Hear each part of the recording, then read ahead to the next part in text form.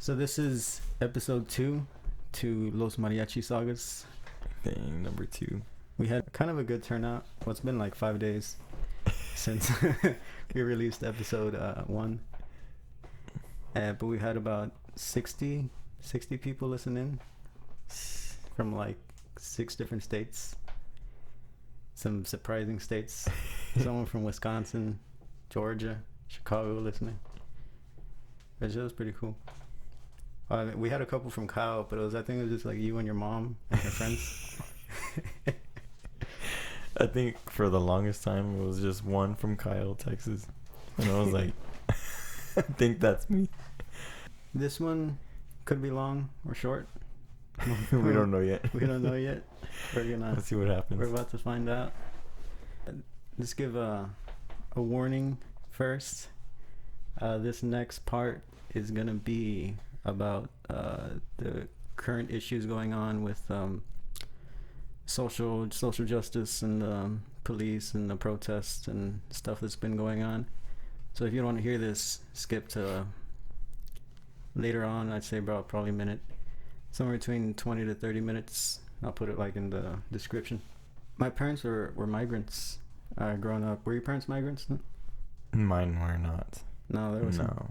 Yeah, we used to go up north, work, pick the fields, tomatoes and grapes and shit. And we used to go to Indiana every year. And Indiana is really segregated, really racially segregated. Now, I have no idea how it is now. But growing up, I still have some family in Indiana, and it was tough living over there because everybody was in their groups. So all the Mexican kids, we all hung out together. All the white kids were always like indoors. They just stayed indoors in apartments, and all the black kids would hang out usually outside their doors. So then growing up, we would travel a lot, and it was when I was like 6. Eventually, I stopped going every year because I started going to school. So I lived with my grandma and one of my sisters, and we stayed in the valley and went to school. But my older brothers and sisters and my mom and dad kept going. But when I was 6, one summer I went. It was my dad, my uncle, my brother, and we went to. They were actually doing landscaping at this time. Super rich, fancy white neighborhood or by the lake, in $1 million homes, and it was like lunchtime. So me and my dad, we go to this Walmart. I was probably a couple miles away. This Walmart was in a black neighborhood, and so we go in. He needs to go to the restroom. We're just waiting in line, and I was waiting outside. There was probably like 20, 30 people in there. Everybody was black because that's just how it was in that neighborhood. And I was standing there. I was like 6 years old, and I moved like back or something. I was just moving around like 6-year-olds do, and I bumped into this little girl. She was like, I'd say 4 or 5 years, little black girl. And the entire room, everybody in line just stares at me. All these older like black men and women staring me down. I was just some 6-year-old little Mexican kid. And I was like, I didn't know what to do, like, what to say. Shit. I was fucking scared. Yeah. I was like, oh shit. Yeah. And so my dad comes out of the restroom and he sees what's going on. And we kind of just take off. We just like get the fuck out of there. Yeah. Start running. Yeah. We were like, yeah, that's crazy though, dude. Because I mean, you're 6. Yeah, it was just a little kid. Yeah. But I mean, my dad lived in Chicago and Indiana and all these places, and my aunts, they've been driven out of neighborhoods, black neighborhoods, just because they're Hispanic.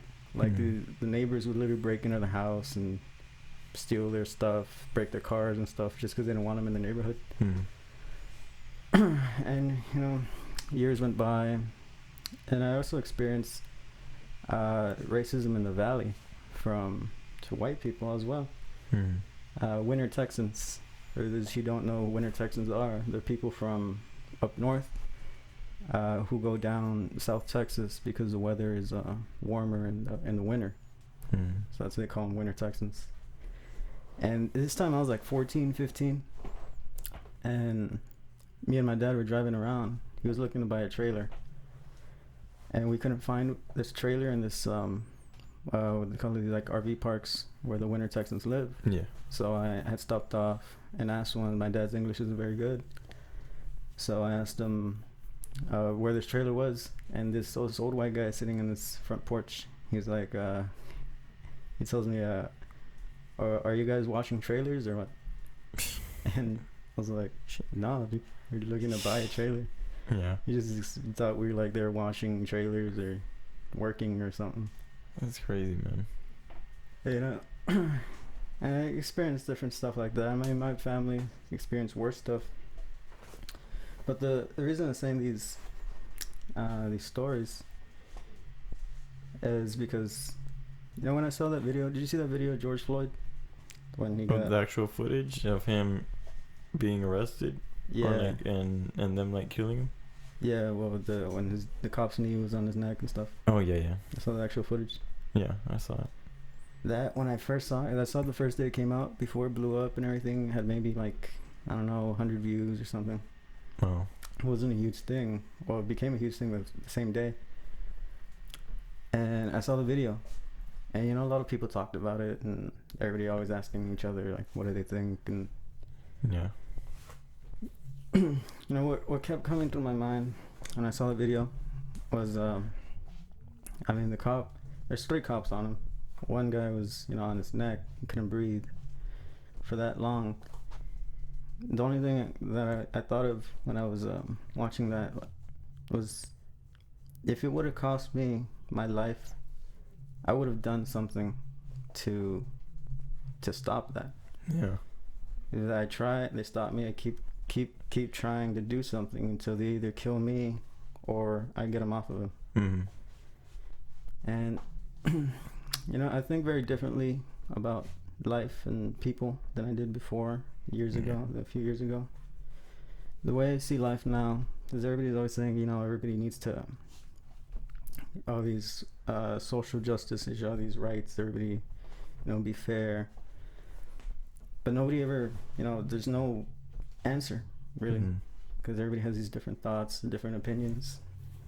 But the way I see life, the way I see people, the people I don't even know, was like here, like right now we're sitting across from each other. This is the way I see people, the way I see people. I see as my life is worth less than your life, and your life is worth less than mine. And in the next room, my life is worth less than that person's, and that person's is worth less than yours, and so on and so on. The cycle just keeps going. Because if you think that way, you wouldn't hesitate to help anybody. Yeah. Because you think, and it's not thinking poorly of yourself, it's just thinking so much of other people, that you do whatever you can, whatever it takes to help somebody else, because you just feel, you know, that's what you should do. You wouldn't even question, you wouldn't think, like, is it worth it? Is this worth my time? And then there's issues, you know, with police brutality and empowerment, the power that they have. And there's a story, this one is mariachi related, where a few years ago, this is 2017, I got pulled over. I was coming home from a gig. I was leaving San Marcos. I was still living in Austin at this time. And I was in my white suit, my white traje, all gold and everything on it, everything. I get pulled over by this cop. Originally, she pulled me over because she said I didn't use my turn signal. Now, I turned twice before she pulled me over. The first time, I did not. But the when she pulled me over was after I used it. So, you know, I pulled in. I was actually passing the football field in San Marcos. Oh, okay. So, I pull over. I'm just there. She comes to the window, asks for my license, all that kind of stuff, and I give it to her, and then she's taking a while. She's taking a while in the car, and I think eventually like 2 more cop cars show up. Oh shit. And she comes to me and she tells me to get out of the car, and I just kept asking why, and she didn't want to tell me. She just like turned around, and she put handcuffs on me, and this other cop comes, starts reading me my rights. Like I have no idea what's going on. Yeah. I keep asking like why are you doing this, and they don't want to tell me. They don't tell me anything. That's weird. What the hell? Dude, that's crazy. Until maybe like 20 minutes pass by, and so this other cop, with the second cop that came, tells me that my plates are reported stolen. What? And so at this time, it was 2017. I had a 2015 Ford Fiesta. I had just bought this car maybe a few weeks before, and so he asked me, he's like, "Where did you get the license plates?" I'm like, "What do you mean?" I get him. He's like, who put them on the car? I'm like, I did. I went and registered this car. I bought this fucking car. Like, they're telling me that I stole this car. Yeah. And I bought it. And they're just saying, well, these license plates are reported stolen. I'm like, well, that's stupid. That's fucking stupid. 'Cause I went and registered this car. It's under my name. And I'm like, the registration is in my car. Yeah. And they're like, can we check your car? I was like, all right, fine. I mean, this is the only way they can get around this. So they find the registration, they look at it, they see it, they go back to their computers and shit, and they come back and they're like, okay, you're free to go. Yeah. And I was like, there's 3 cop cars surrounding me. They had their hands on their guns and shit. Yeah. And then they told me, well, we did all this because the car was reported stolen. The plates we didn't know. Like, we didn't know what could happen. Like, it's for our safety. And I was just quiet. Like, I didn't say anything. Yeah. And so it turns out that those plates were reported stolen in the state of Pennsylvania. What the hell? Like, those exact numbers in the state of Pennsylvania. I'm like, well, what the fuck? How do you miss that? Yeah. And so after all that's done, I'm in my car. The original cop pulled me over. She tells me, she's like, all right, so I'm going to let you off with a warning. I was like, bitch, a warning. You had 3 cops on me, accusing me of stealing my car, had me in handcuffs. It's like, some type of warning, man. I'll let you off with a warning for no turn signal.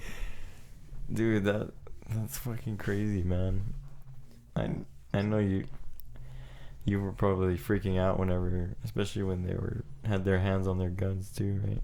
Yeah, it's just like, and I kept saying like, why are you putting me in handcuffs? Like, what did I do? And they wouldn't tell me. They wouldn't answer me. They wouldn't say anything. So, even with all that stuff, I mean, more stuff has happened. I still think the same way. I still would do whatever it takes to help somebody. I mean, it cost me my life. Because I just think if everybody thought that way, how could anybody kill anybody? How could anybody hurt somebody or think less of them as a person because of their color, their skin, or what they've done, when you think their life is worth more than yours? I don't think anybody would be able to do that. And so there's all these these protests going on and all these hashtags and memes. But I mean, if people want to do something, I've talked to other people about this, and do what the people who made these laws in the first place, these Jim Crow laws, these segregation laws, weren't just put into effect overnight. This was years and years of people getting into the system, making these laws, getting them passed. So now we need to do the same. It takes years, takes time. Go to school, get your degree, get your law degree, become a politician, get into the government, become the president. I mean, either one of us could be president someday. Barack Obama, who was a black man, single parent household, poor family, became president. Anybody listening to this can become president and make those changes. But people just complain that they're not being done now. And they should be done now. Well, it can't be done now. Because it was years and years of that systematic racism that people say that our laws are, and a lot of them they are, but it's because it took years to get them to that way. Mm-hmm. So now it's going to take years to get them changed. Yeah. And I mean, there does need to be change, because things still aren't right. I mean, what I experienced as a 6-year-old kid, this was back in 2004, 2003, and now it's 2020, and it's the same thing. Mm-hmm. It just hasn't changed. But do you think it'll ever change the way that we want it to be? Yeah. Because it's still happening now, and even in kids, like at school, and that generation's eventually gonna get. I mean, they get older. They all get older eventually. Like. Mhm. I mean, I believe it will, if people do those things that you need to cause that change. It's not just voting, it's becoming someone to vote for. Mm-hmm. Become mayor of your town, you know, sheriff, officer, fire department, your lifeguard. Yeah. I can do something that puts you in a position of power to help other people. Mm-hmm. Not just talk bad about people that are already in power, because that's not going to do anything. They're already in power. Mm-hmm. You saying that you don't believe their policies or you don't trust them, it doesn't do anything, because they're already gotten the power. Yeah. Now go take it for yourself and do something good. I mean, that's what I hope to do, you know, someday. Use whatever platform I have, use whatever success that I can do, that I can become, to do some kind of change. These times they're crazy. They cancel NBA games and all these sports events, and places shutting down, putting curfews, because of just how tired people are of how things are. It's a big deal, man. I mean, that says a lot. Well, to be honest, I haven't really been hearing the news lately that's been going on with, I guess, because I've been caught up with what's been going on in my life lately. I think we were talking about it earlier. But like what you were saying right now, if we thought less of ourselves and more about other people, I think it's interesting that you say that, you know, because we're all just kind of like caught up in our own lives right now. And you know, that's one of the biggest arguments with the George Floyd case, is like, should the other officers be charged with what happened? Mm-hmm. You know, my parents asked me about that, and friends, and, you know, family, all that. Ultimately, my thought was, yeah, I mean, they should be charged with, because they were there, they could have done something. Yeah. But my thought at the same time was, if you want to charge these officers that were there, then charge everybody that was there watching. Yeah. Because they didn't do anything at all to stop it. That's Said true. somebody just kind of went and was like, hey, stop. And the officer's like, no. And so they just stay there. They just stand there. Do something. There was way more people than there was cops, but they were scared to get shot, to lose their own life. Maybe they had families, their kids, which, you know, everybody does. Yeah. Everybody has somebody. Or if you don't, you just value your life so much. But if you thought that your life was worth less than that person who's there on the floor dying, there's no reason, there's no way you would have ever hesitated to do something about it. Yeah. But nobody did anything about it. And then all these protests go on for weeks, and those same people, you know, who would have said, no, I have kids and family, they take those kids to the protests. And there's kids getting maced or shot and stuff, or hurt in these protests. Yeah. Like, somebody could have done something there, but they didn't. Just the way things are going with those protests, though, I don't think it's smart to take them. No, it's not right now. Not right now. No. Take those kids to this protest. I mean, a lot of them are peaceful protests, but like, I guess you never know what will end up happening. So it's just crazy times right now, man. Hard times right now. For everybody. You know, and I mean, will things get better? I mean, probably. Eventually. Yeah, eventually. Things will get better. Yeah.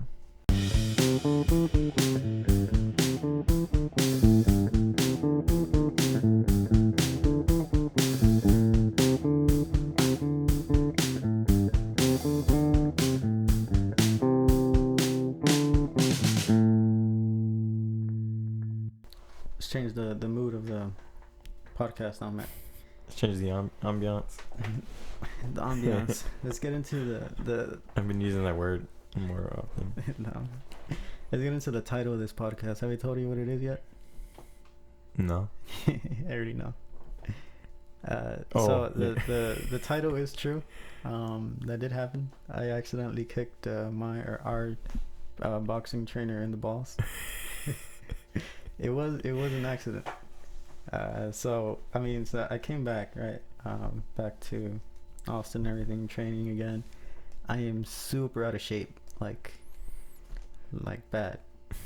I haven't been this bad out of shape since last year. I know, man. You couldn't even get in the ring. No, but so after my first session with Alexis, I was like, no. I mean, I couldn't finish the session. Yeah. So on Thursday, or I told him, well, because he also does Muay Thai, and Muay Thai is originated from Thailand, where they do elbows and knees and punches and kicks and all that. It's a lot more violent. Yeah. So basically, I was like, well, let's learn Muay Thai, because I don't know Muay Thai, and it'll give me a chance to progress and also catch up with my conditioning. Because the boxing, like, I still have all the technique and the skill and power. It's there. It's just my conditioning is so slow, but it's hard for me to just ease into it because I already know what to do. Yeah. So to do Muay Thai, I don't know what the hell I'm doing. Yeah. And I don't know what the hell I'm doing. And so we get in the ring on Thursday. Again, we started with boxing first, but my right arm was killing me. I couldn't use any power. So we do Muay Thai, and he has some shin guards, some extra shin guards that I put on. And so the first thing is we work on kicks and a jab. For just like boxing, it's your weaker hand. It's in front. It's your jab. With Muay Thai, the same thing. Your right. For me, my right leg's in front since I'm a southpaw. And so you want to kick on the inside of the thigh, because that part is a lot more sensitive than the outside. So working on the inside of the thigh, on the side, on your obliques, and then the face. So yeah, you gotta turn your leg to hit with your shin.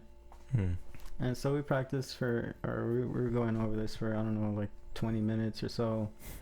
And it was going, I sucked. I never done any kicks.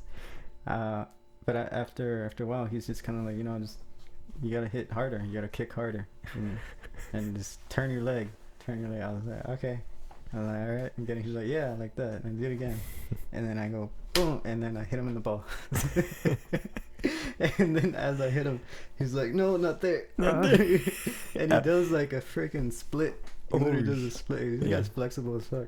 And then he was like, he's there on the ring. And I was just like, wait, no, shit, that's not what I meant to do. No. And I was, cause like I felt me like hit him. And he was on the ground for, honestly, I'd say like 5 seconds. And he got up. And he was like, all right, let's go. He just fucking powered. I have never seen anybody get kicked in the balls and get up in 5 seconds and keep going. He got balls of steel, man. He does. And we keep going. We finish the session and everything. And so afterwards, man, I was dead. I was tired, and so he was also hitting me because they had to know how to block. Because blocking is different than boxing in Muay Thai. After that, though, he was kicking a little harder. You pissed him off. Probably. He was kicking me a little harder. And then so after the session was done, we were just sitting in the ring, freaking talking and shit. And I was like, "Hey, did I hit you too hard?" And he's like, "No, only when you kicked me in the balls." I was like, "Well, that's what I meant." And I was like, "But you just got up." I was like, "I wasn't even sure if I hit you or not." He was like, "Yeah, I mean." I was like, "I wasn't gonna be a bitch about it." And I was like, "All right, that's cool." But then he was like, "Yeah, but next time we should wear cups." Yeah. He's like, "Yeah, that was my fault. I forgot to, wear a cup." That's a good idea. Yeah, so But- probably we're wearing a cup. But you know what? When you said he was trying to tell you to hit harder, when somebody tells you that, like a trainer or somebody, you're trying with all your power, all your might, like whatever you have, and you're tired at the same time. So you kind of just let go of everything. Sometimes your technique slips too, and you just close your eyes and you just go for it, So maybe you gotta watch out sometimes whenever you do that, and you're trying to go like all out too. That's what I try to do, because I think one time I almost hit him with the cross one time, and that time, dude, he was like, harder, like keep going. I was like, oh, I was getting mad because he kept like telling me what to do, and I hate people telling me what to do. Yeah, you found that out. But he was yelling it, and I just closed my eyes, man, just let it go. I think I might have almost caught him, but he's crazy fast too. So yeah, I mean, he's so fast and strong. yeah. Guy, this guy, their trainer, he does freaking 3-finger push-ups. Yeah. And I saw him one time do, what was it, 2-finger, just 2-finger or 3-finger one-arm push-ups. I was like, what the fuck? Yeah, I think about a week and a half ago, I had seen him do push-ups on just 2 fingers, just the fingers you do the peace sign with. He was just doing push-ups on those fingers.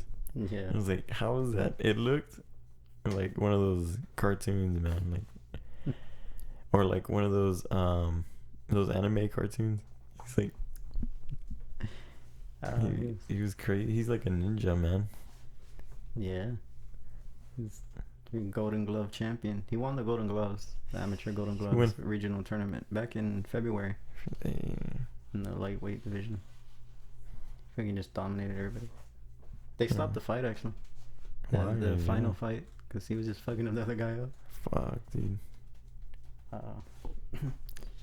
But so, oh yeah, about you not liking people tell you what to do.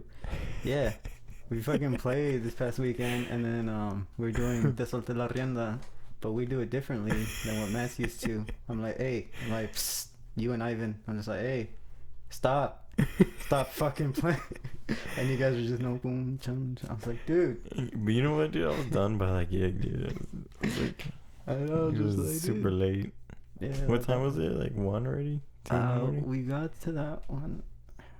It was a 2-hour gig, right? Yeah, but yeah, it was like maybe 12 by that time. Oh, midnight. 12. Oh, shit. See, I was way off. It was like midnight. And I was just like, dude, stop playing. And Azael was just there, just kind of killing time for you guys to stop playing. Oh, yeah. He is holding out that note. Yeah, he was like, shh. And he finally stopped. But those gigs were fun. We've never had that collection of well, like all of us. Because it was me, you, Ivan, and Luis. And then Wassel and Jarek. Oh, yeah. But it was cool. That was probably maybe the most fun gigs that I've done, or where I was just like enjoyed the whole time. The gigs, I feel like they go by smoother when they're like that, Yeah, when you like the people you're playing with. Ivan, I haven't played with Ivan in quite a while. I mean, because of COVID and everything, and because of everything. Because I usually would. I think last time I played with Ivan was, let's see, last fall. I think might have been last fall at the El Rey restaurant. Oh, yeah, that was a year ago. Yeah, it was a while back. Yeah, and plus I just kind of, we just forgot how we play some stuff. I mean, there's little things, but and then it's been quite a while too. Shit, dude. Since Wednesday.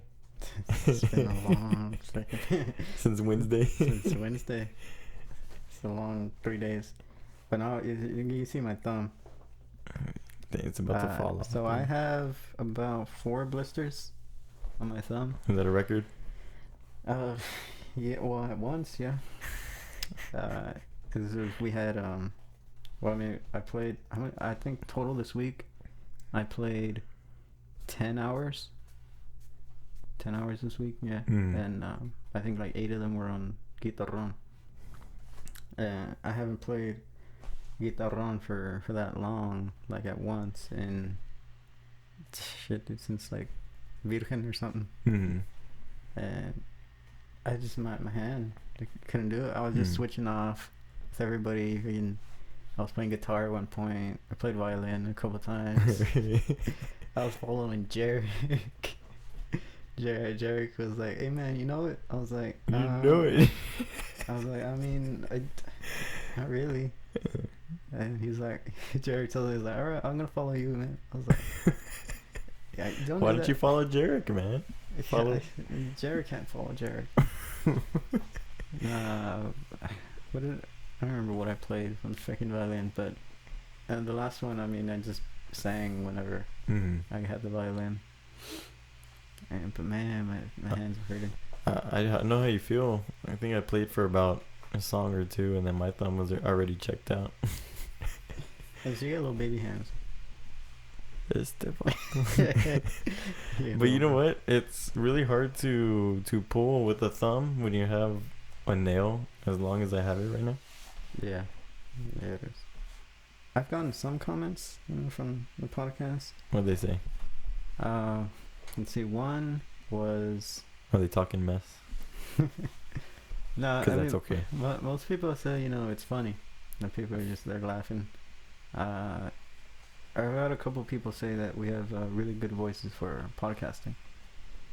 Our voices are more mellow compared to some other people just have really annoying voices or it's hard to listen to. Yeah. One comment was that it's too long. It was like an hour 15 minutes the first one. Oh, you want to talk about the time Joe Frank didn't show up to the gig? To the M&G gig? I guess leading up to it's not as exciting, but we had a performance. This is our freshman year. I think it was our first performance of the semester with MNG, and Joe Frank didn't show up. So we didn't have a guitarrón player. And well, technically we had bass though. I mean, I played the bass more than Rolly. I was on guitar. I was fucking plucking the bass notes. Rolly was on the harp. I couldn't really hear him very much. He was trying so hard to bring out the sound on that thing. Everybody calling Joe Frank like, "Where the fuck you at?" And he didn't answer. Nothing. He was asleep. This fucking guy was asleep. It was a Sunday morning. And the next day, remember what Lopez made him do? You made him apologize in front of everybody. In front of the whole class, he was like, "Hey guys, I'm sorry." And everybody's just laughing at him. Dang, man, that was crazy though. Real estate agent. I saw that, man. Looks good in a suit. Yeah. Selling houses. Yeah, you make good money with that though, man. Yeah, you can. You make real good money. Probably sings to his clients. It's like, "Hey, you buy this house, sing a song." Yeah. I'll throw in a serenade. Oh, you want to talk about the serenade that turned into 2 hours? Dude, I did not expect to be there for 2 hours. Yeah, so I had a gig on Wednesday. Well, I mean, it was my gig, but it was a serenade.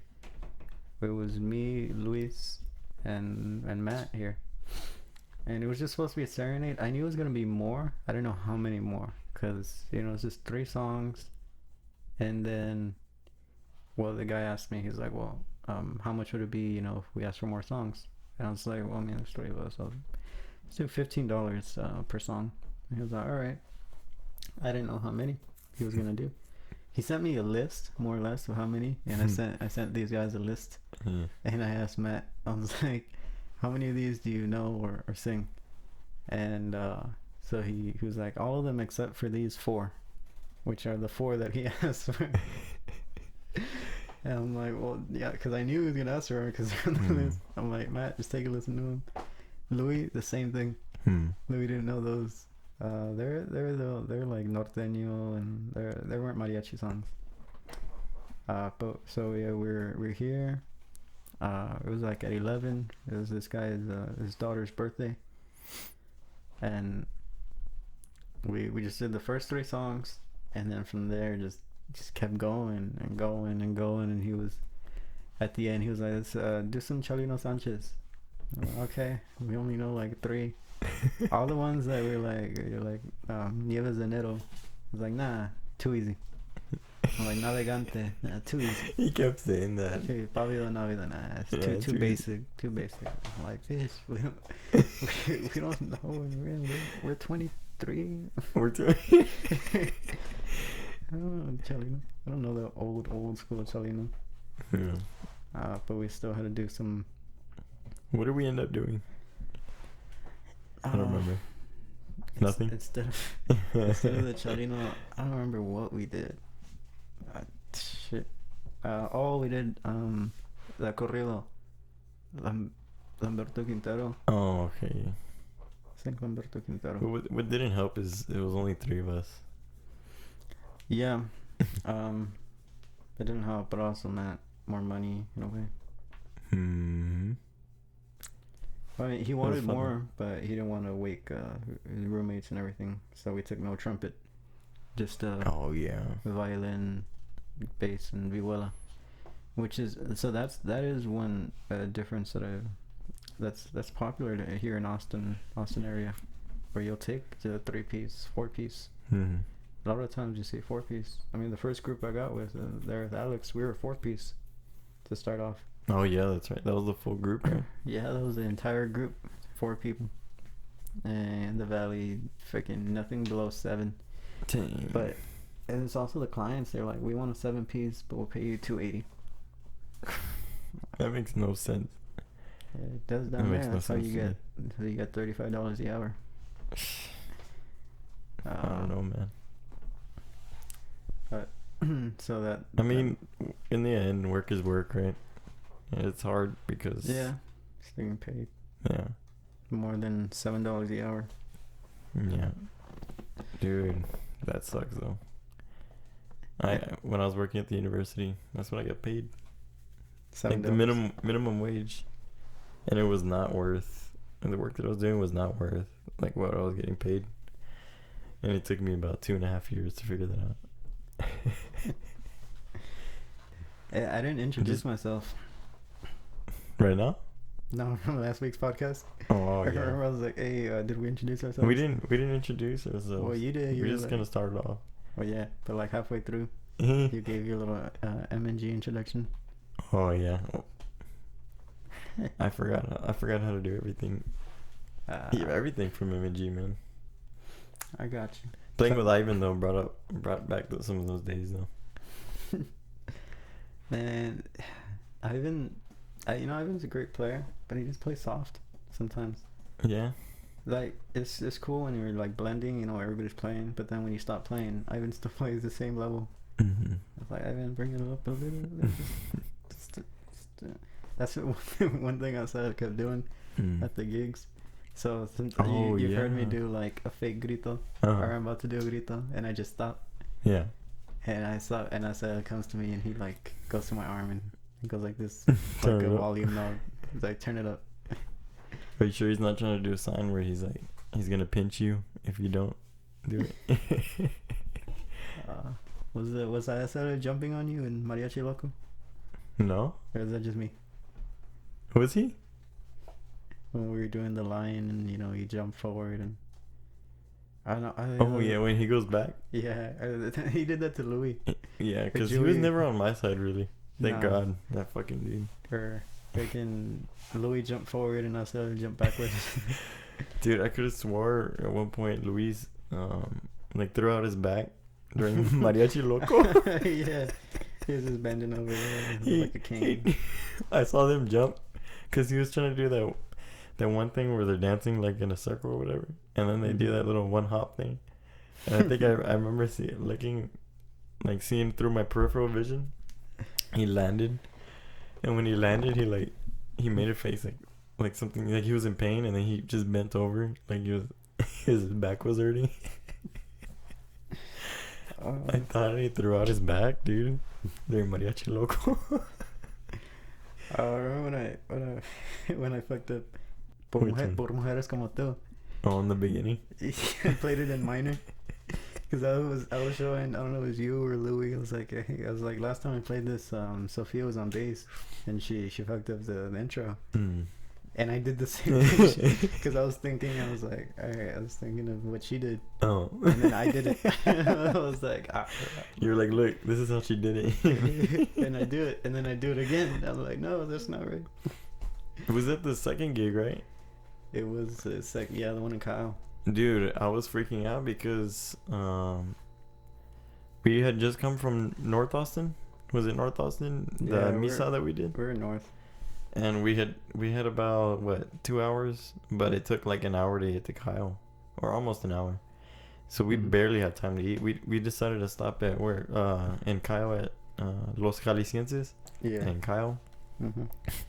Well, first of all, I get there. I get there and I'm like, I texted Luis. I was like, hey, are you guys here yet? Cause I just parked. Like I didn't look for you guys or anything. And he was like, no, we're not there yet. I was like, well, I'll go get a table because I knew we were in a hurry. And so I was going to go and get a table, and I asked for, like, y'all's drink orders, too. But I remembered I needed to change my shirt because apparently Asael said that they wanted to wear black, but I had my white shirt with my coat. And I think you did the same thing, too, right? I did the same thing because we were playing at a mass. Yeah, that's what I figured too. So that's why I wore that. But I brought the black shirt just in case.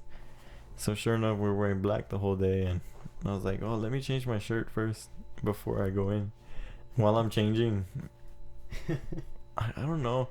I change and I go run in the restaurant real quick, and then you guys are sitting there. I'm like, dang, when did they get here? And y'all are like, what the hell? I thought you were here. We get in the restaurant, we look around, Matt's not there. I was like, did he go to the wrong place? We thought you went somewhere else. You thought I went to the one in Austin, right? Yeah. That what it's like. Where the fuck you at? I'm like expecting our drinks to be there, and no, we didn't even have a table. No, but you know what? When I got there, I was already low on gas. My car was already telling me that I had low fuel. So I was like, dang, like I'm already on E. Well, but I think the next gig was in Kyle too, so we were just gonna go eat and then go to that gig. But then Luis was talking to somebody right before we left. Like I had paid, I was trying to leave, and Luis is like, hey, this gentleman, he knows you, or this man, he knows you. And so I started talking to him for a bit, and then Luis just dipped. And I was like, okay. Yeah, like, all three of y'all dipped. And we had, what was it, like 30 minutes, 25 minutes till the gig started? And this happened. This guy had me talking for 15 minutes. And the gig was 15 minutes away. Yeah. And I had no time left. But this guy was telling me, so he was telling me a long story about why he needed a mariachi. I'm not really gonna. I know none of y'all really know who he is, but he's actually a father of a couple of my friends. But he was telling me a long story, and he kept me talking for 15 minutes. I was like, man. So I was just booking it. I knew I had no gas, but I said I have no time. I just gotta go. So I went ahead and went straight to the gig. Turns out it's on a road where there really are no gas stations out there on 21. No, nothing. And so I'm like, and I knew that, but people I was being dumb, I guess. Riding horses on that road. Yeah. Yeah. Back in traffic up. And we get to the gig, we do the gig real quick, and I just, take off as soon as we finished the gig, and so we're riding separately. Well, I had Luis and Ivan in my car, and you were by yourself. Mm-hmm. And this guy just takes off. I'm like, but we don't have the address to the next gig. I'm like, where the fuck is this guy going? Yeah, I need to put gas. Like, I told Luis, I was like, dude, I totally forgot during the gig that I had no gas. So I'm gonna go do that real quick. Hopefully I make it. And, you know, luckily, I made it. But, because it was like, the gas station is literally probably 3 to 5 minutes away.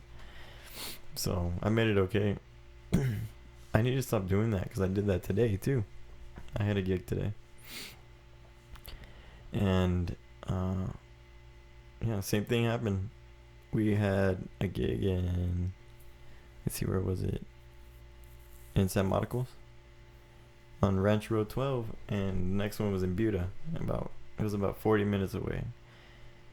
I was with Noel, and my GPS wasn't working, so I was like, hey, I'm gonna follow you. He's like, okay. He goes, we can take 35 or we can take the back roads. The back roads gets us there in 39 minutes, 35 gets us there in 44 minutes. And then my dumb ass, knowing I didn't have gas, I was like, yeah, let's take the back roads. It was like 10 to 15 miles, no gas station, man. And just me, just a nervous wreck, just God. And I didn't think about it until my car was ringing. Hey, you have no fuel. I was like, damn it, dude, I keep forgetting. Fuck. It was scary. That reminds me of the other time I missed a gig. So I guess now there's a total of 3 times. Oh, but this third time wasn't yeah, it was my fault. But I didn't fall asleep. And this is when I was still in MLO, my first semester, when Mike Guzman was teaching.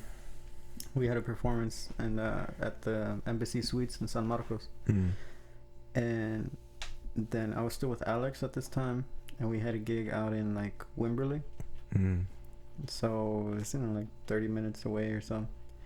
But I had a good amount of time in between them, like 2 hours. But most of the people from MLO, at least all the guys, they wanted to go eat somewhere. You know, it was most of these guys was a lot of like their first time doing performance, like probably ever, or in college or something. Because I was an old guy in that fucking group. At that time I was like 21, but they were like 18, mostly freshmen. And so they went to like Freddy's, and I was like, all right, cool. At this time I forgot I didn't have gas. And I was like, shit.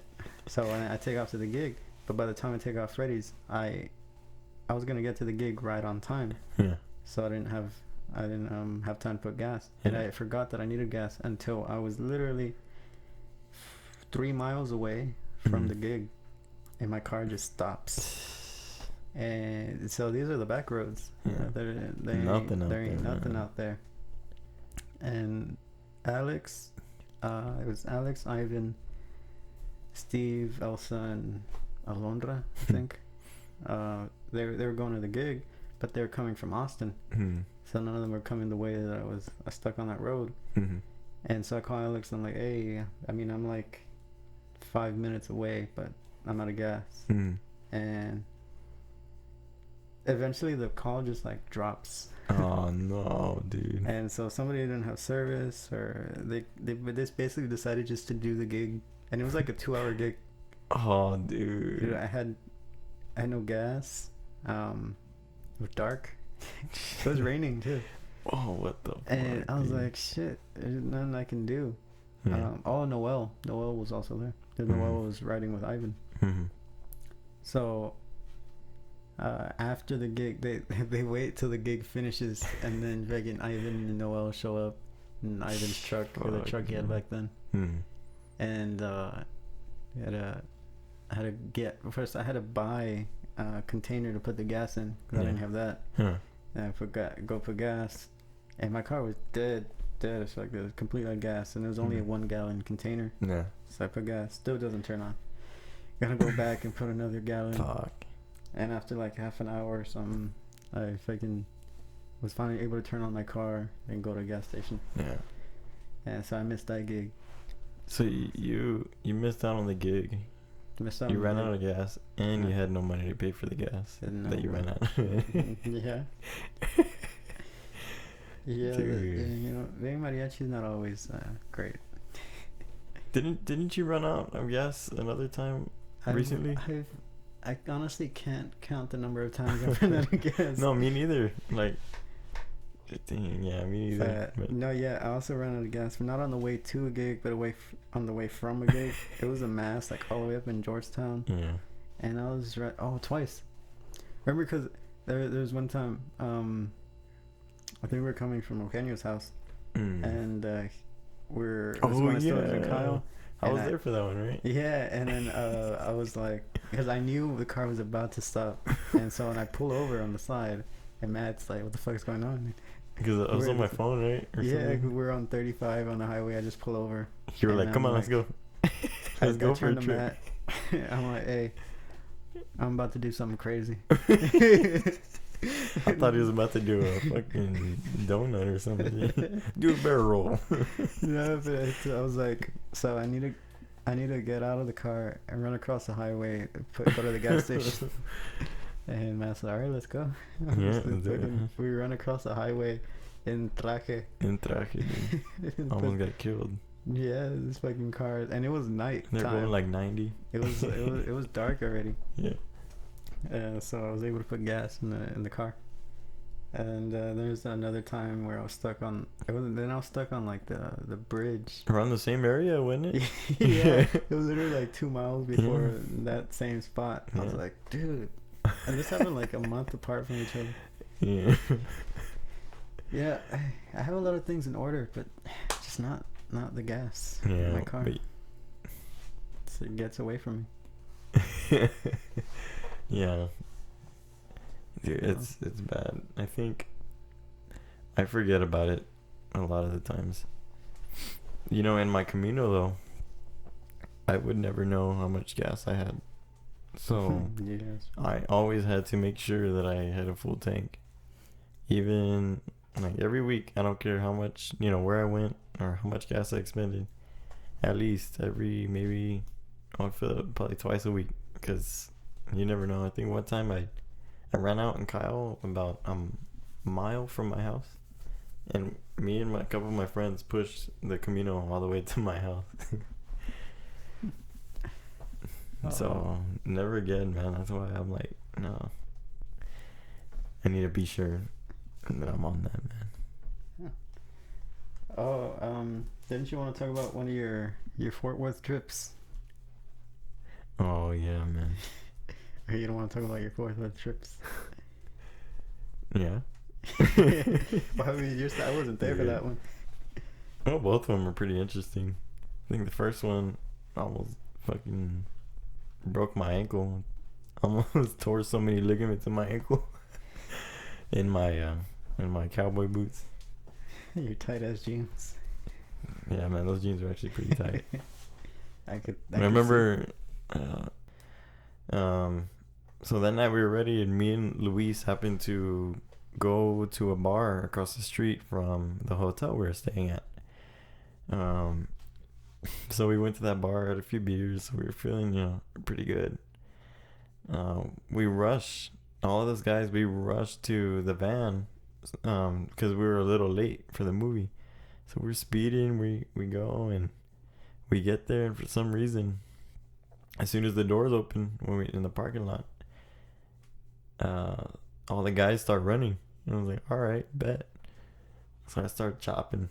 I'm catching up to everybody, and then I'm like, I'm about to pass everybody. All of a sudden, we get close to the theater. There's this like big ass hole where they plant the trees. I stepped in it and like rolled my ankle and my cowboy boots. Super bad, dude. After that, I fell. I ate shit. Everybody was just looking at me like, "Oh, damn!" Like, because there were so many people in line. Everybody saw it. Everybody saw it, dude. I got up. I didn't care. I was still going. I was like, "I'm gonna see this movie," and I was limping to the box, dude. And I was limping to the front doors, and I was in so much pain, man. but I made it. I was watching the movie. It was just so good, but I was like in pain at the same time during the whole movie. And I remember waking up the next morning. Man, it hurt like hell. The whole trip, it really hurt like hell. But the second time I went to Fort Worth was different. Yeah, you were in pain or something else. Yeah, I was in pain. I was in pain in another way. In a different way. I remember it was Victor's 21st birthday. Victor Briseño. It was his 21st birthday. Me, Luis, and I think it was, of course, Victor. Was it Ivan? Maybe. Yeah, a few other guys. We started like drinking in the hotel a bit. Just having a few shots, maybe some tequila or whatever. And then we were gonna go to the same bar that me and Luis had went to the year before, the one where we drank at before we went to the movies. And we're walking there and we hear music and we're like, where is that coming from? And so we're like looking around like, oh, and we find this it's like this country dance hall, and or it's like a bar. It was a dance bar, and we're like, hey, let's go check it out. And it was really, really cool, man. I forget the name of that place, but it was next door to that bar we were gonna go to. So we went into there. We're having a good time.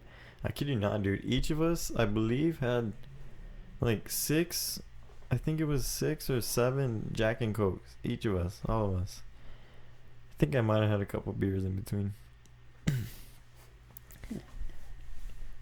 We finished there at the end of the night, dancing, playing pool, whatever, drinking. And we go back to the hotel room and we start drinking more. Trying to finish those bottles, I guess. I don't know. Well, I think the last thing I remember that night, because yes, I did. This is bad. This is real bad. I think I blacked out. Yeah. Last thing I remember was Luis handing me something to drink, and it was filled to the top, and it was blue. And I said, oh, Powerade. I just looked at it. I was like, Powerade Sale, and I chugged it. And yeah, I blacked out after that. Well, you know what? I remember I got back to my room somehow. I'm like, oh man, we gotta wake up early to go teach. I don't even know if I should be saying this. Well, I mean, are you ever gonna teach again? No, I'm not. Yeah, so I'm like, man, we gotta go teach. I gotta get my clothes ready. Right, this is the last thing I should be thinking about. Right, I'm messed up, blacked out, drunk. So I start going through my bag and making a mess, dude. I remember just getting all my clothes and just throwing them on the floor because I can barely walk. And I'm trying to grab everything. I'm like, pants, okay, socks, okay, shirt. And then I just throw everything there on the floor. I go on the bed and then I wake up again to Hector waking me up and flipping me over saying, throw up on that side, what are you doing? I'm like, and Ivan sleeping in the bed on the other side because it was 4 of us to a room, so it was like, you can imagine how that went. And Ivan's on the other bed. He's like, is he gonna throw up? And Hector's like, yeah. So he runs to go get a trash can, and yeah, I'm pretty sure I vomited a couple times. But the next morning we went to teach. What was it, 7 in the morning maybe? 7 in the morning we had to leave, be out of the hotel, and on our way to the school. And I'm not gonna lie, I'm pretty sure I was still drunk, like teaching, because I started like slurring to the point where Mr. Lopez is like, he's like, are you okay, sir? Yeah, that was bad, man. That was my highlight. That was the highlight of my very last Fort Worth trip with M&G. That was the last semester you were with M&G, wasn't it? Yeah. You didn't come back in the spring, or you? Yeah, No, I went in the spring. Of 2019. Yeah, I went in the spring of 2019. Did I? Yeah, Oh the yeah, spring yeah, of 2019. because it was the fall where you didn't. Yeah, it's the spring of 2019, and then I finished in Albuquerque, and that was it. That was done. Yeah. I retired. They're like done. We lost. We lost. Yeah, that's how you finish your MG career with a loss. Yeah, I got first place once when I was at MNG. Once. Yeah, you At beat. Vargas. You beat UT. Esteban. No, yeah, UT It was competed SAC. that year, right? Well, Yeah. I mean, yeah, SAC, but SAC UT competed. got third. Yeah, but they came back and beat us 2 years in a Yeah, row it's at SAC. Albuquerque. Yeah. So We but- pissed Alicia off. Yeah. Yeah. But that's the good thing is that I don't drink or smoke. Mm. I get to see everybody else do it. And man, especially freshman year, but I mean throughout the years, I've seen stuff, Mhm. I heard stuff, literally just be like there in front of what's going on, Mhm. and I'm just there. I remember everything, but that person would like, I'll tell them the next day what they said, and they're like, What? It's No. like I didn't say that. Ay, Dios mío. No. Like, no, I didn't grab him. I remember you would come because a lot of the times, especially freshman year, because Minji would throw get-togethers or parties or whatever, and a lot of the times you would go, but I wouldn't go a lot of the times either, right? Yeah, Like, you wouldn't go very for much some freshman reason. year. Yeah. Anyways, I remember you telling me all the stories of everything going around because you're kind of like a spectator at the parties. Yeah. Yeah, people would always tell me, because it would be like, no, I don't drink. And they're like, Yeah. I was like, oh, you're going to start. So you do mariachi and stuff. And to this day. Dude, I could have swore I've seen you drink one beer. I could have swore I've seen you one night. Where? Have you? It was the night that we finished at Casa Gracias. I was playing with Suroeste. It was me, you, Noel, Luis. I think it was just the four of us, maybe. Luis drove that black truck. Oh, okay. So I had a beer, but I didn't drink it because, the clients, I don't know, maybe Naudi, they're like, they buy drinks for us. That's right. Yeah. And so I had one, but I didn't drink it. I've had alcohol before. I don't like it. Mm. I've taken shot. I don't like beer. Tried beer. I don't like any kinds of beer. The only, if I'll drink something, it'll be like whiskey or Yeah. tequila, but just a couple shots. But that's the thing. I can control myself. Like if I just say, I'm just gonna take one shot, I'll just take one. That's good though, man. Like a lot of people don't understand. You don't need alcohol or drugs to have a good time. A lot of people don't understand that. I've been having a good time since I was 13. When I was this is true, sir. Since I was 13, like 8th grade, I was going out. I was getting home like at 1 a.m. One time I got home like at 2 or something. I don't know if I can tell these stories yet, but yeah, I was getting home from like a concert. Yeah. And I was like 13 years old, again 1 a.m. and all throughout high school and all this stuff. But I never was like drinking or smoking. I'll just be out. I'll be doing other bad stuff, but not drinking or smoking. And I was like, nah, I just never found it interesting, appealing. It tastes gross, and it costs money. That's very true. I remember I stopped drinking for about 6 to 7 months, and I saved so much money, dude. I was like, man, I should keep on. I don't know why I decided to drink again or what, but maybe I was at a gig or something. I just like, I think I'm ready again. It's something I gotta get ready for. You're like, I'm ready. I'm ready. I can do this. I've been training for 6 months for this moment. I love beer.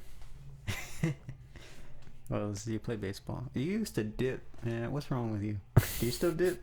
No, dude. I did it because one of my friends, Martin, he would do it. But then, an incident happened where you know, because in high school that's illegal, or I guess you just Well, I mean, tobacco is illegal if you're under tobacco's 18. illegal. Now under 21.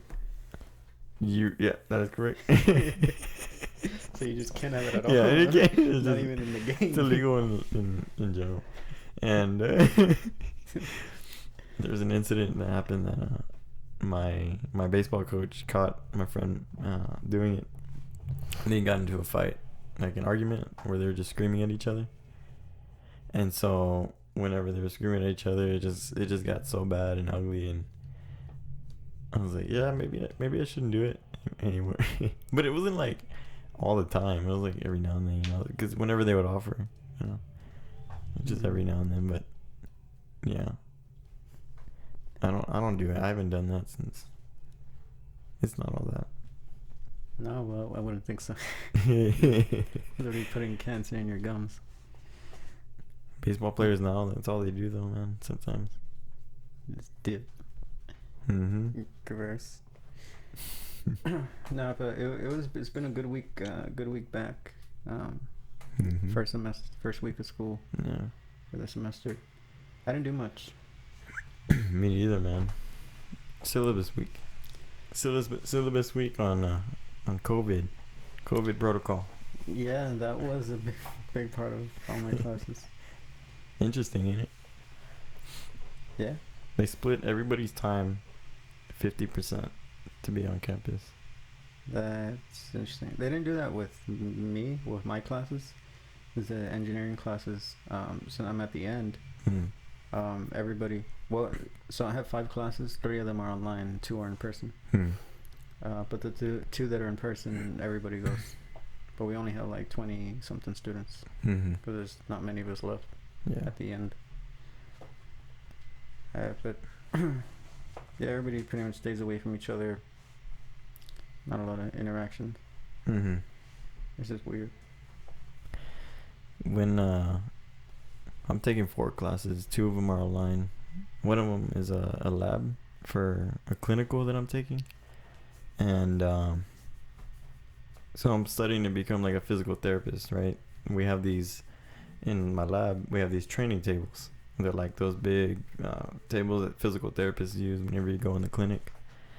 And I remember they said that they were going to split the class in half. We were going to go in at different times. And then my class had 7 people only. I walk in. He's like, all right, everybody find your table. We each get one of those huge tables. I'm like, dang, that's cool. And I walk in and I guess I didn't see the name tags on the tables, but I showed up to one dude. One dude came up to me. He's like, oh, is your name Zach too?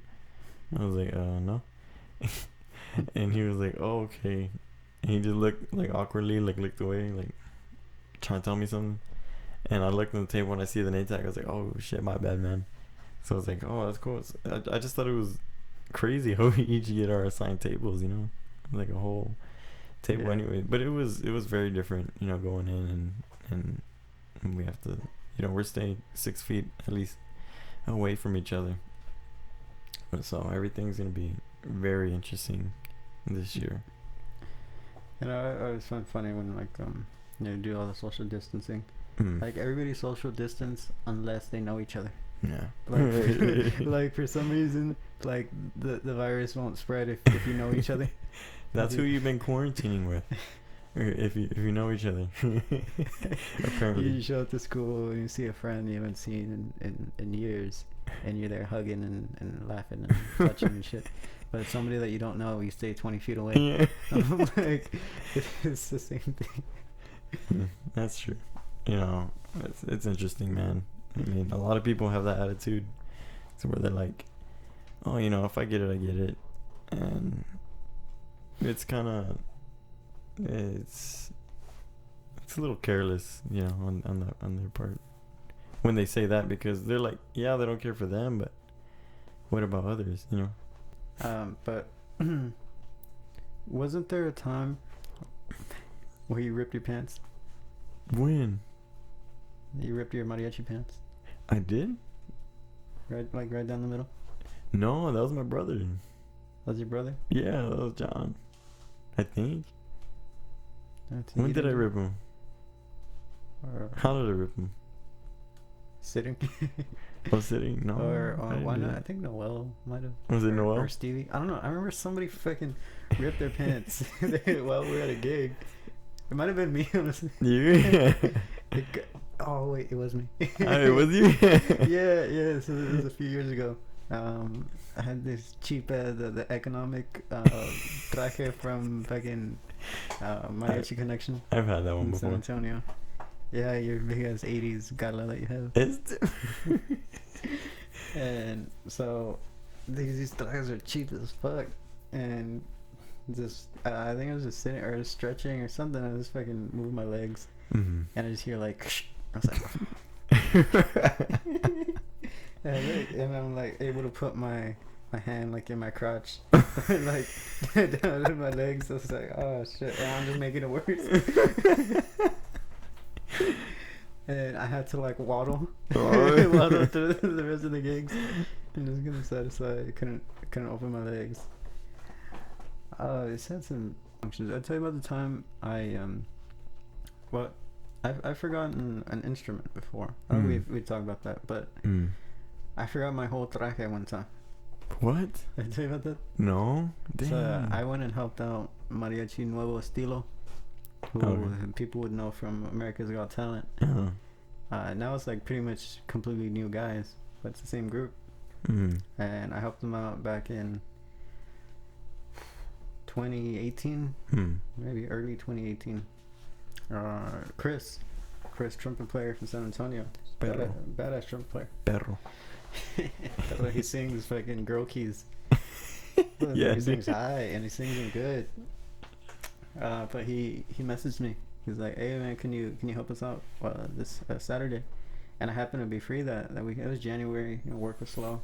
They had a quinceañera. I was living in Buda at this time, and the gig was in San Antonio. So I was like, all right. I mean, I didn't have friends in San Antonio, so I'll just go visit them, or I'll just go to San Antonio. But like I said, every time I go to San Antonio, I do something stupid. I meet up with somebody. Something goes down. And this time, I drove from Buda to the gig. It was probably an hour and a half away. And I put my instrument. I was playing guitarrón. Put my instrument in the car. I had my traje all laid out in a Ziploc bag and everything, in the case, the traje bag that they give you. And my belt, my everything inside, because I didn't want to drive an hour and a half in the traje. It's uncomfortable. So then I get in the car. I take off. I drive. I go to the place. It was somewhere like downtown area in San Antonio. And I'm there looking for a place to park. And so I park in a parking lot because I got to change. I'm like, all right. And I look. I'm like, oh shit. I left my traje laying in my room on the floor. Dude. And I called Chris. I'm like, hey Chris. He's like, are you here? I'm like, yeah, no, I'm here. I'm like, but I forgot my traje. And he's like, yeah, that's funny. Dang. No, it's not. No, it's not. It's not funny. I forgot. I'm like, I'm serious. I forgot it. And he was like, my mom is way. I remember what he said. He said something like that. And I was like, I mean, I have my instrument. I happen to be wearing jeans at that time because if you know me, I wear shorts a lot. A basketball shirt or just athletic shorts.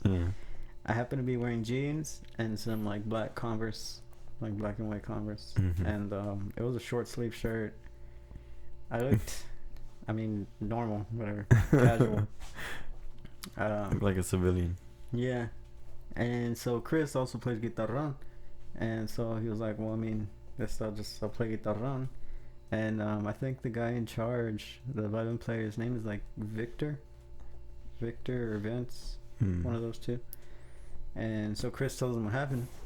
And Vince is like, Vince or Victor, his name is. So I don't give a fuck. Like, you can play like that. And so they asked the client, the mom of the quinceañera, and then they asked, like, hey, do you mind if, he plays like this, doesn't have his suit? And she was like, yeah, that's fine. That's crazy. I was like, All okay. right. And my dumbass had my keys in my back pocket, but I had a lanyard. The fucking lanyard was sticking out of my back pocket. I was in Converse and jeans, and these guys were in their traje. And then, if you don't know Nuevo Estilo, they put on a show. Mm-hmm. They got their pop songs. They attract attention to themselves. That's their whole thing. Yeah. And so we were going around tables, and they play the country songs, pop songs, or whatever. This dumbass Chris, though, he thought it was a good idea to sing Gorilla to a bunch of 15-year-old girls. Oh no! After we did it, he was like, did I just sing that to a bunch of 15-year-old girls? I was like, I mean, do what you want. Yeah, man. You do what you want. Most people didn't say anything about how I looked. There was a couple people, but these guys were just making jokes like, I said we just got him across the river, and his traje is not here yet. We just crossed him. And there was one person who asked me, he's like, hey, where's your suit? And I just kept walking. You don't want to explain it. I didn't acknowledge him. I just But you know what? You could be like a family member that was like, hey, I want to play for my family. Yeah. With this group. You could be that. Yeah. Yeah. Because Chris. That's actually how we met him. Yeah. He was in civilian clothes and you played with us. But man, I felt so bad. They still paid me full price. They paid me. They didn't dock me anything. And then the craziest thing. They didn't give you the San Antonio discount. No. And a month later, he calls me again to go. I didn't think these guys were ever gonna call me again. Damn. And cool. I played with them, I think, once or twice. Like one or two more times after that. And this time I remembered my suit.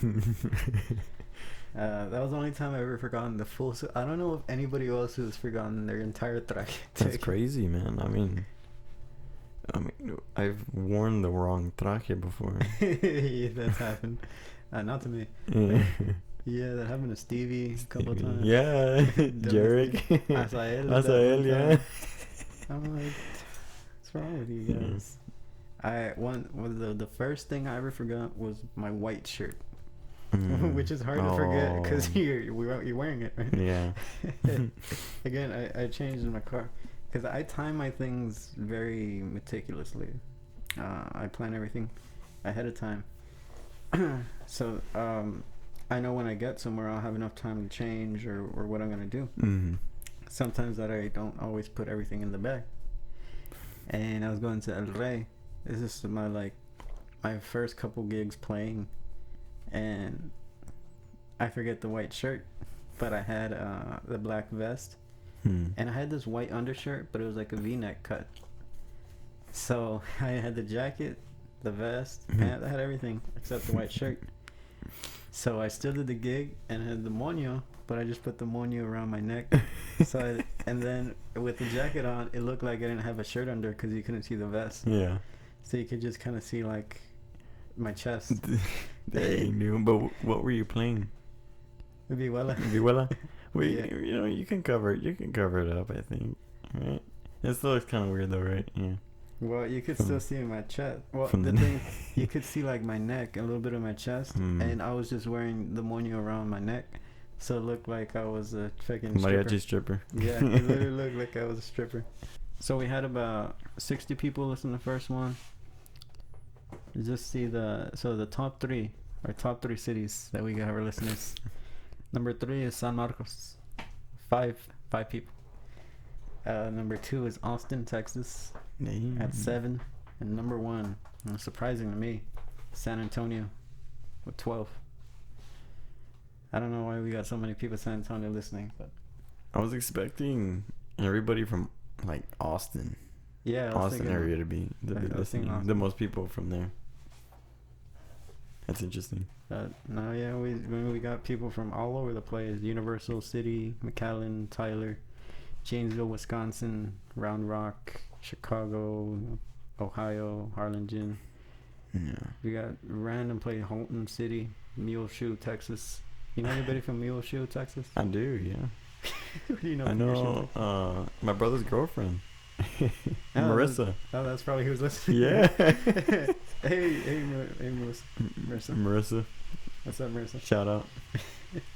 You know anybody from Mesquite, No. Scurry, Texas? Scurry. No. Same as Texas accent. Mansfield, White Settlement, Texas. I don't even know where that is. We got 3 from Edinburgh, like 2 from Laredo. We're gonna try to make these a little shorter, cause you know it's a lot to sit down and listen to you guys talk about random things for an hour and a half. Mm-hmm. Probably make them 45 minutes. We should. Oh, never mind. I was gonna say, we should make our next one as long as the ones like Joe Rogan. Was it like 2 hours? No, it was 2 hours. Super long. I've never listened to an entire Joe Rogan podcast one. I have. I've listened to a few.